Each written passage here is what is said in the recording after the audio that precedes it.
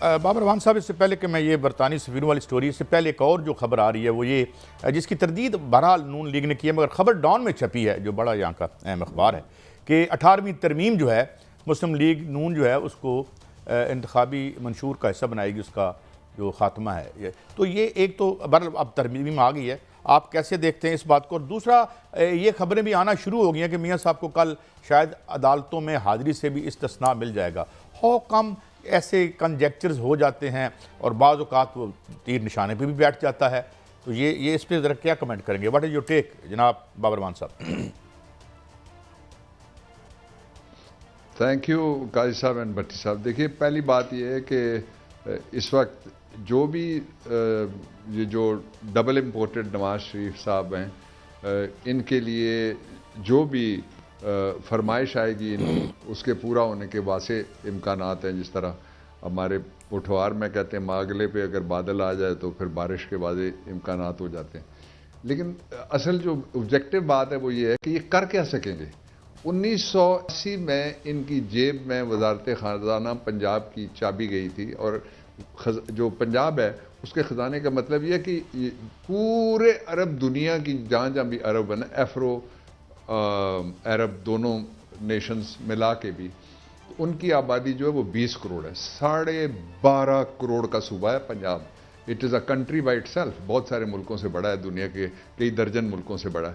تو کیا انہوں نے کیا؟ اس کے بعد سے لے کے ابھی تک وہ اقتدار میں آئے، ان کے بھائی وزیر اعظم بنے، ان کا بھتیجا وزیر اعلیٰ بنا، اس کے بھائی وہ خود وزیر اعلیٰ رہے، تو وہ کیا نیا کام ہے جو وہ کر کے دکھا سکتے ہیں؟ اب ایک ہی نیا کام یہ ہے کہ کسی دن وہ دونوں مینار پاکستان سے مرغی کے پر لگا کے چھلانگ لگا دیں اور لوگوں کو پتہ لگے کہ جی یہ کام کوئی پہلے حکمران نہیں کر سکا تھا۔ اس کے علاوہ ان کے پاس سارا کچھ رہا ہے، اس کا نتیجہ یہ نکلا کہ وہ امیر ہو گئے، پاکستان غریب ہو گیا۔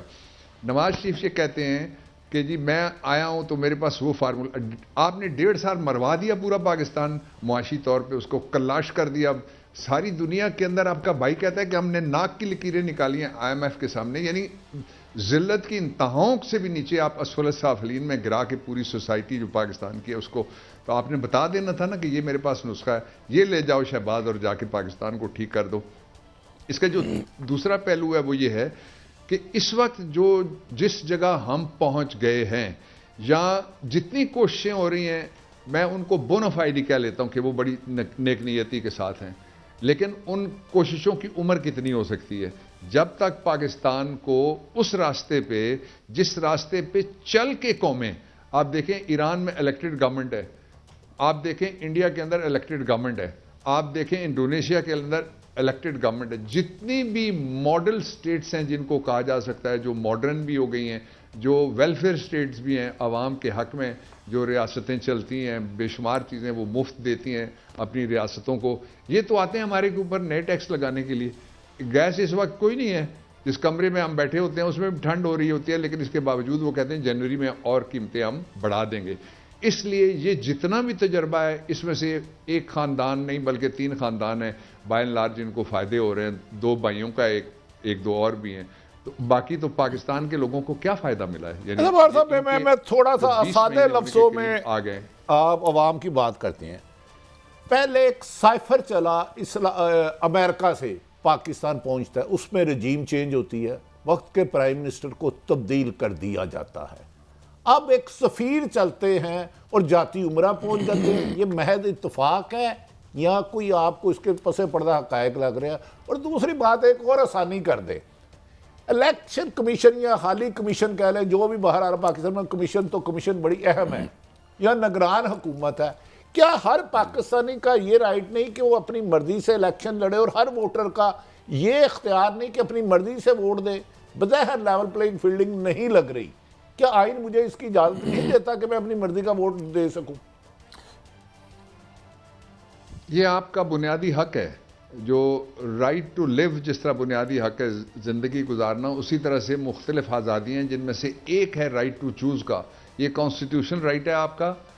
آپ آزادی کے، اسی کے لیے میں نے لفظ استعمال کیا تھا آزان، جو قومی ترانے میں سے جس کو ہم بڑے ادب سے پڑھتے ہیں روزانہ صبح و شام، وہ ہے قوت اخوت عوام، یعنی the power lies in the feet of جو لوگوں کے قدموں کے تلے اقتدار کی جنت ہے، مجھے یہ لفظ کہنے دیجیے. تو فیصلہ وہ کس طرح سے کرتے ہیں؟ 5 سال میں ایک فیصلہ انہوں نے کرنا ہوتا ہے، پھر 5 سال ان کے اوپر سواری کرنے والے یا ان کی خدمت کرنے والے وہ فیصلہ کرتے ہیں. یہ تو فنڈامنٹل رائٹ ہے. اس کا ڈینائل، مثال کے طور پہ ڈینائل کس طرح سے کیا جا رہا ہے اس وقت جو ڈینائل ہو رہا ہے، یہ بات میں نے چیف الیکشن کمشنر صاحب کو کہی، یہ بات میں نے پورے الیکشن کمیشن کو کہی جب میں گیا تھا کوئی 8-10 دن پہلے ان کو ملنے کے لیے. میرے ساتھ بیرسٹر گوہر بھی تھے، پارٹی نے ہمیں بھیجا، ہم نے ان کو چارٹر آف ڈیمانڈ دیا. میں نے ان سے یہ کہا، میں نے کہا کہ ساری پارٹیاں باہر نکلی ہوئی ہیں، ہمیں پشاور ہائی کورٹ نے ایک ججمنٹ دی، اس ججمنٹ کی روشنی میں ہم نے مانسیرا میں اپنا ایک ورکرز کنونشن رکھا. آج بھی لوگ ورکرز کنونشن کر رہے ہیں. میں چونکہ وقت کم ہے اور میں ایک اہم چیز پہ آپ کا ٹیک ضرور لینا چاہتا ہوں کیونکہ اس بات سے ریلیٹڈ ہے. یہ میں 2 فیکٹس دیتا ہوں اور اس کے بعد یہ جو سفیروں والا معاملہ ہے اس پہ اور روشنی پڑے گی. اس وقت 122 ٹریلین کیوبک فیٹ گیس ہے غزہ میں اور اس کے گلے کاٹ رہے ہیں یہ لوگ. تقریباً 1.7 بلین بیرل آئل ہے.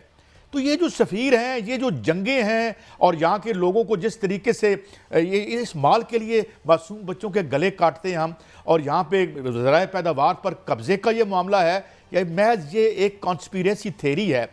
افریقہ کا کانٹیننٹ اجڑا ہوا آپ کے سامنے ہے. تو یہ کیا ہم غلام ہیں؟ یہ کیا ڈیموکریسی ہے؟ ہم کون ہیں؟ ہماری شناخت کیا ہے؟ ہم غلام کے طور پر اپنے آپ کو قبول کر لیں؟ جناب بابر امان صاحب. دیکھیے، میں 3 شارٹ کامنٹ کرتا ہوں. سب سے پہلے یہ ہے کہ جو پاکستان میں اس وقت جتنی مداخلت ہو گئی ہے، خاص طور پہ جو ایک ویسٹرن ایمبیسی ہے، اتنی مداخلت کا کوئی تصور ہی نہیں کیا جا سکتا پہلے کبھی کسی دور کے اندر ہوئی ہو. یعنی سب سے ڈھیلا ڈالا دور لبرل انلائٹن ماڈریشن والا مشرف کا تھا، اس وقت بھی اس قدر گر کے جو مینیجرز تھے اس وقت، پولیٹیکل مینیجرز، وہ نہیں کبھی ان کے سامنے لیٹے تھے. جو آپ نے پہلے لفظ استعمال کیا تھا میں نے بورو کر لیا. ایک یہ، دوسرا یہ ہے کہ غزہ کے اندر جو کچھ بھی ہو رہا ہے اس کے 2 حصے ہیں. ایک جو آپ نے کہا، یہ بالکل ٹھیک ہے آپ کی اطلاع، کہ اس کا ثبوت یہ ہے کہ کوئی 10 دن پہلے امریکہ کے اندر جن فوجیوں کو انہوں نے تمغے دیے ہوئے تھے، ان میں سے حاضر سروس بھی تھے، ویٹرن بھی تھے، انہوں نے اتار کے پھینکے اور کہا کہ ہم جھوٹ تھا کہ وہاں ویپن آف میس ڈسٹرکشن تھے، ہم وہاں تیل کے کنوؤں کی حفاظت کے لیے اور ان کے اوپر قبضے کے لیے لڑنے کے لیے گئے ہوئے تھے. یہ تو غزہ کی حد تک آپ کی بات درست ہے. اب آ جائیے اس انالوجی کے اوپر ایک دوسرا جو بڑا ہے، آپ کو میں بھیج سکتا ہوں، میں دکھا نہیں سکتا، میں اس کی تشہیر نہیں کرنا چاہتا. جو ابراہم ایکارڈ جس کو امریکہ نے کہا تھا deal of the century for the Arabs, وہ ہمارے گلے کاٹنے کے لیے پوری امت مسلمہ کے لیے ہے. اس لیے کہ اس میں سعودی عربیہ کا بھی 40% جس میں منطقۃ الحجاز ہے، میں اس سے آگے نہیں جاتا، وہ بھی شامل ہے، جس کے اوپر انہوں نے اپنا کلیم ڈالا ہوا ہے. جارڈن اس میں سارا شامل ہے، سیریا اس میں تقریباً سارا شامل ہے، اس کے اندر لیبنان سارے کا سارا شامل ہے، اور اس کے اندر عراق کے علاقے شامل ہیں.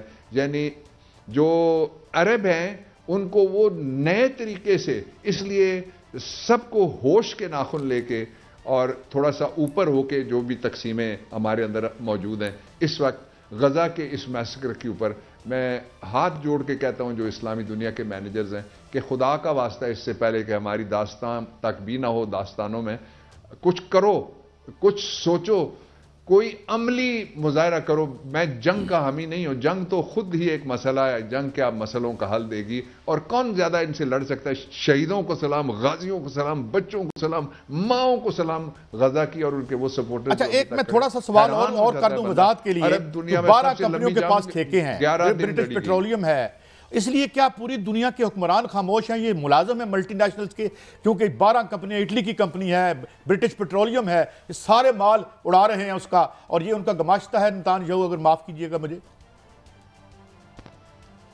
اس میں کوئی شک نہیں ہے، نمبر 1. دوسرا یہ ہے کہ جو ملازم ہیں وہ سارے کے سارے، ان کے جو ملازم ہیں ان بڑے بڑے کنسرنز کے، یا بینیفیشریز ہیں، یا ان کے فرنٹ مین ہیں، یا ان کا انٹرسٹ واچ کرنے والے واچ ڈاگز ہیں، وہ بڑی بدقسمتی سے کہنا پڑتا ہے کہ ان میں سے اکثریت اختیار اور اقتدار کے ایوانوں میں بیٹھے ہوئے ہیں. عام لوگ نہیں ہیں. عام لوگ تو غزہ کے لیے مرنا چاہتے ہیں، عام لوگ تو قبلہ اول کے لیے شہید ہونا چاہتے ہیں، عام لوگ تو اور درجے پہ چلے گئے اور ان کے جذبات بھی. اور میں ایک جملہ کہنا چاہتا تھا کہ سب سے لمبی جنگ جو لڑی تھی عربوں نے آج تک اسرائیل کے خلاف 12 دن کی تھی، آج 50 دن ہو گئے، نہ پانی ہے، نہ گیس ہے، نہ بجلی ہے، نہ دوائی ہے، نہ خوراک ہے، نہ حفاظت ہے، کھلا آسمان ہے۔ بابر صاحب گزارش یہ ہے کہ 5000 مسلم سے زیادہ امہ بچے کے شہید ہو چکے۔ درجنوں اجلاس ہوئے، بیانات ہوئے، آپ خود فرما رہے ہیں طویل وقت ہو گئی ہے کہ انہوں نے غزہ کو بارود بنا دیا،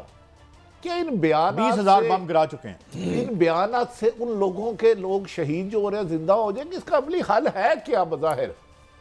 کچھ نہیں ہوگا، کچھ نہیں ہوگا۔ میں بتاتا ہوں آپ کو، میں بنگلہ دیش کی حکومت کو شاباش دینا چاہتا ہوں، بولیویا کو شاباش دینا چاہتا ہوں۔